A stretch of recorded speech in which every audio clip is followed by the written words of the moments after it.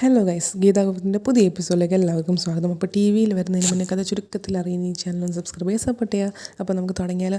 അപ്പോൾ നമ്മുടെ ഇന്നലത്തെ അവസാനത്തിൽ നിന്ന് തന്നെയാണ് തുടക്കം. വരുണിനെയും രേഖയാണ് കാണിക്കുന്നത്. അപ്പോൾ വരുണിൻ്റെ സ്നേഹം കപട സ്നേഹമാണെന്ന് നമ്മുടെ രേഖ തിരിച്ചറിഞ്ഞു. അതുകൊണ്ട് തന്നെ പാലിൽ നല്ല ഉറങ്ങാനുള്ള മരുന്ന് കലക്കിയിട്ടാണ് നമ്മുടെ രേഖ പാല് കൊണ്ട് കൊടുക്കുന്നത്. അപ്പോൾ രേഖ റൂമിൽ വന്നപ്പോൾ തന്നെ നമ്മുടെ വരുണിങ്ങനെ റോസാപ്പൂ നീട്ടുന്നുണ്ട്. അപ്പോൾ രേഖ പറയുന്നുണ്ട്, ഞാനിത് വാങ്ങണമെങ്കിൽ ആദ്യം വരുണേട്ടന് പാൽ കുടിക്കണം എന്ന് പറയും. അപ്പോൾ വരുണ് എന്നിട്ട് പാൽ കുടിക്കും. ഹാഫ് കുടിച്ചിട്ട് രേഖ കൊടുക്കും. അപ്പോൾ രേഖ പറയും, എനിക്ക് പാൽ കുടിച്ചാൽ ഛർദി വരും, അതുകൊണ്ട് മുഴുവനും വരുണേട്ടൻ തന്നെ കുടിക്കണം എന്ന് പറയും. വരുൺ മുഴുവനും കുടിക്കും. എന്നിട്ട് റോസാപ്പൂ കൊടുക്കുമ്പോൾ നമ്മുടെ രേഖ പറയും, എനിക്ക് ഈ റോസാപ്പൂ വാങ്ങുമ്പോൾ ശുദ്ധിയോടെയും വൃത്തിയോടെയും വാങ്ങണമെന്നുണ്ട് എന്ന് പറയും. അപ്പോൾ അതിനെന്താ, ഞാനും എല്ലാം ശുദ്ധിയോടെയും വൃത്തിയോടെയാണല്ലോ, പിന്നെന്താണെന്ന് ചോദിക്കും. അപ്പോൾ രേഖ പറയും, എല്ലാം ഞാൻ മുഴുവൻ വേർത്തിട്ടുള്ളത്, രാവിലെ മുതലേ പണിയൊക്കെ ആയിട്ട് വേർത്തിട്ടുള്ളത്, ഞാൻ കുളിച്ചിട്ട് വരുന്നു എന്ന് പറയും. എന്നിട്ട് രേഖ വേഗം കുളിക്കാൻ പോകും. വരുൺ പറയും, വേഗം കുളിച്ചിട്ട് വന്നാലെന്ന് പറഞ്ഞിട്ട് രേഖ കുളിക്കാൻ പോകും. വരുൺ വെയിറ്റ് ചെയ്യും. ആ വെയിറ്റ് ചെയ്യുന്ന സമയം കൊണ്ട് വരുൺ ഉറങ്ങിപ്പോവും. പെട്ടെന്ന് നല്ല ഉറക്കം വാങ്ങിച്ച് ഉറങ്ങിപ്പോവും. അപ്പോഴേക്കും രേഖ വരും. എന്നിട്ട് രേഖ ഇങ്ങനെ ഫ്ലാഷ് ബാക്ക്, അതായത് പാലിലിങ്ങനെ മരുന്ന് കലക്കുന്നതൊക്കെ ഇങ്ങനെ ആലോചിക്കും. അപ്പോൾ അതത്രയേ ഉള്ളൂ. പിന്നെ കാണിക്കുന്നതാണ് നമ്മുടെ വിജയലക്ഷ്മി അമ്മ കൽക്കത്തയിലെ പ്രോഗ്രാമും കഴിഞ്ഞ് വീട്ടിലെത്തിയ ഉടനെ നമ്മുടെ പോലീസിൻ്റെ കോൾ വരും. എന്നിട്ട് വിളിച്ച് എന്താണെന്ന് ചോദിക്കുമ്പോൾ പറയും, ഞാൻ അനാർക്കലി എന്ന് 3 ആളെ വിളിച്ചിരുന്നു, മാഡം പറഞ്ഞിട്ട് ഞാൻ ഫോൺ കൊടുത്തതെന്ന് പറയും. അപ്പോൾ അത് ആരെയാണ് ഇങ്ങനെ വിജയലക്ഷ്മി അമ്മ ചോദിക്കും. എന്നിട്ട് പറയും, രാവിലെ 2 പേരെ വിളിച്ചു, അത് രാധികയും ഭദ്രനും ആണെന്ന് പറയും. പിന്നെ ഇപ്പം 3ാമതൊരു കോൾ ഇപ്പോഴാണ് വിളിച്ചത്, അത് മിസ്റ്റർ ഗോവിന്ദ് എന്ന് പറയും. ഗോവിന്ദിനെ എന്തിനാണ് ഇങ്ങനെ വിളിച്ചതെന്നിങ്ങനെ നമ്മുടെ വിജയലക്ഷ്മി അമ്മ ആലോചിക്കും. ഗോവിന്ദിനെ വിളിച്ചിട്ട് എന്താ പറഞ്ഞതെന്ന് ചോദിക്കും. അപ്പോൾ നമ്മുടെ പോലീസ് പറയും, ഗോവിന്ദിനെ വിളിച്ചിട്ട് കിട്ടിയില്ല, അയാളുടെ വൈഫാണെന്ന് തോന്നുന്നു എടുത്തതെന്ന് പറയും. അപ്പോൾ നമ്മുടെ വിജയലക്ഷ്മി അമ്മ വീണ്ടും ഞെട്ടും. എന്നിട്ട് ഗീതുവോട് എന്താ പറഞ്ഞേ എന്നിങ്ങനെ ചോദിക്കും. അപ്പോൾ പോലീസ് പറയും, പറഞ്ഞത് ആരോടൊക്കെയോ ഗോവിന്ദ് വിളിച്ചിരുന്നു എന്ന് പറയണമെന്ന് നിർദ്ദേശിക്കുന്നത് കേട്ടു, അത്രേ കേട്ടുള്ളൂ എന്ന് ഇങ്ങനെ പറയും. എന്നിട്ട് ഇനി അവൾക്ക് ഫോൺ കൊടുക്കണ്ട, അഥവാ രാധികയോ ഭദ്രനോ അങ്ങാറ്റം നിങ്ങളുടെ ഫോണിൽ തിരിച്ച് വിളിച്ചിട്ടുണ്ടെങ്കിൽ അവരെന്താ പറയുന്നതെന്ന് വെച്ച് കഴിഞ്ഞാൽ അവളോട് പറഞ്ഞാൽ മാത്രം മതി, ഫോൺ കൊടുക്കണ്ടെന്ന് പറയും. എന്നിട്ട് ഫോൺ കട്ട് ചെയ്യും. എന്നിട്ട് വിജയലക്ഷ്മി അമ്മ ഇങ്ങനെ ആലോചിക്കും, ഗോവിന്ദിനോട് അവൾക്ക് എന്തിനാണ് ശത്രുത, അവനോട് ശത്രുത ഉണ്ടാകാൻ വഴിയില്ലല്ലോ, അവൻ എന്തിനായിരിക്കും അവനെ വിളിച്ചിട്ടുണ്ടാവുക. അപ്പോൾ അവൾക്ക് മറ്റെന്തോ ഉദ്ദേശമുണ്ട്, അത് കണ്ടുപിടിക്കണം എന്നിങ്ങനെ വിജയലക്ഷ്മി അമ്മ മനസ്സിൽ വിചാരിക്കും. എന്നിട്ട് പിന്നെ അതത്രയേ ഉള്ളൂ. പിന്നെ കാണിക്കുന്നതാണ് നമ്മുടെ കിഷോറിനെയും അവർണികയും.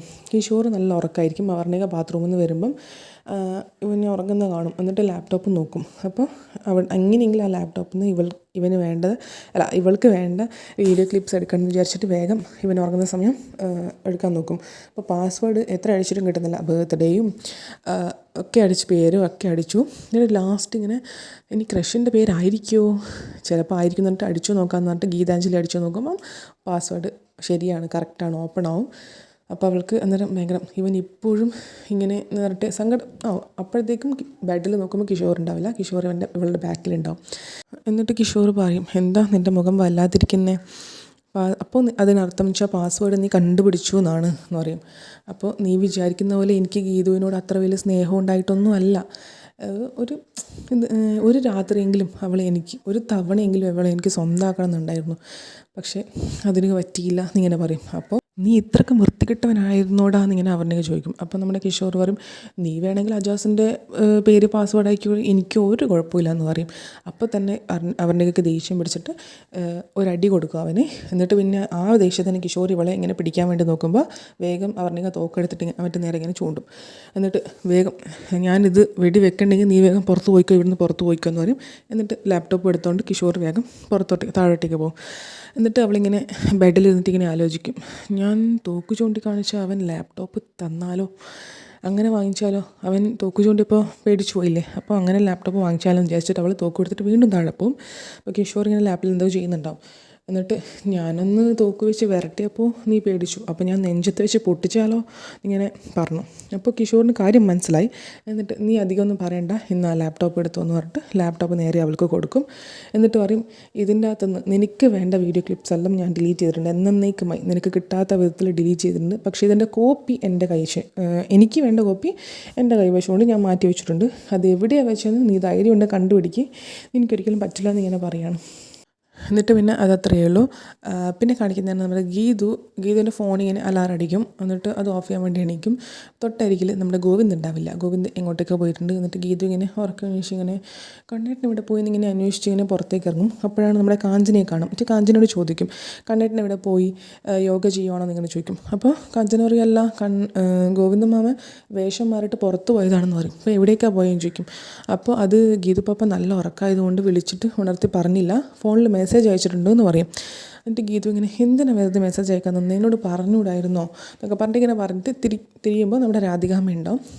രാധികാമ്മയുടെ എന്നിട്ട് രാധികാമ്മ അടുത്തേക്ക് വരും. എന്നിട്ട് പറയും, രാധികാമ്മയോട് ഞാനൊരു കാര്യം പറയണമെന്ന് വെച്ച് നിൽക്കുമായിരുന്നു. ഇന്നലെ രാത്രി ഒരു സ്ത്രീ വിളിച്ചിരുന്നു. എന്നിട്ട് കണ്ണേട്ടനെ അവർ വിളിച്ചു എന്ന് എൻ്റെ രേഖാമൂലമുള്ള അമ്മായി അമ്മയോടൊന്ന് പറയണമെന്ന് പറഞ്ഞു. സ്ത്രീയുടെ പേരൊന്നും പറഞ്ഞില്ല എന്ന് പറഞ്ഞു. അപ്പോൾ തന്നെ രേഖാമൂലമുള്ള അമ്മായി അമ്മ എന്ന് പറയുമ്പോൾ തന്നെ നമ്മുടെ രാധികാമ്മയ്ക്ക് കാര്യം പിടികിട്ടി. എന്നിട്ട് ഗീത പറഞ്ഞു, അവരുടെ ആ പ്രയോഗം, രേഖാമൂലമുള്ള അമ്മായി അമ്മ എന്നുള്ള പ്രയോഗം എനിക്ക് ഇഷ്ടപ്പെട്ടു കേട്ടോ. അപ്പോൾ എന്നിട്ട് കാഞ്ചന അതാരാ എന്നിങ്ങനെ ചോദിക്കും കാഞ്ചന. അപ്പോൾ തന്നെ രാധികാമ്മ ദേഷ്യപ്പെട്ടിട്ട്, നിന്നോടാരാ ഇവിടെ നിൽക്കാൻ പറഞ്ഞത്, നീ പൊയ്ക്കോ എന്ന് പറഞ്ഞിട്ട് ചായ എടുത്തിട്ട് വന്നിട്ട് അവളെ അങ്ങോട്ട് പറഞ്ഞു വിടും. എന്നിട്ട് ഗീതു ഇങ്ങനെ പറയും, എൻ്റെ രേഖാമൂലമുള്ള അമ്മായി അമ്മ നിങ്ങളാണെങ്കിൽ രേഖയിലില്ലാത്തൊരു അമ്മായി അമ്മ എനിക്കുണ്ടാവുമല്ലോ, അതാരാ എന്നിങ്ങനെ ചോദിക്കും. അപ്പോൾ ഇന്നത്തെ എപ്പിസോഡ് അത്രയേ ഉള്ളൂ. Thank you so much.